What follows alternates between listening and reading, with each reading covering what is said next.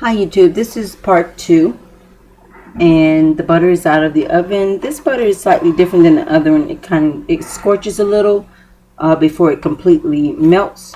I guess what you could do is put it in the microwave, but with this I'm only using 2 containers, one to mix it in and the container to bake it in. I don't ordinarily measure out, so I don't generally use a measuring cup or anything like that. So you would only use 2 containers for this. This is sat for a second or 2 while I finish with the butter melting. And so like with anything, once it rests for a second, you just come back and stir it and then pour it in the pan. Feel almost like the nursery rhyme just then, saying it that way. And you just sort of pour it in the middle. It will spread out to the edges.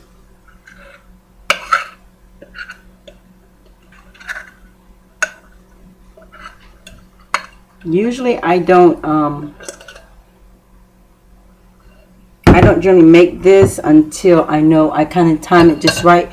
It takes about 30 minutes or a little over 30 minutes or so, give or take a few, to bake. And so normally that's what I do. I wait until it's almost time to eat because I like to serve it hot. So as you can see, the butter oozes to the corners. That's what you see puddled, and it's around the edges and it puddles in the corners. And that's ready to go in the oven. If you need to, you can kind of shake it, give it a shake side to side, and that way it'll even it out across the pan, and it's even when it bakes, almost even when it bakes, evenly distributed throughout the pan.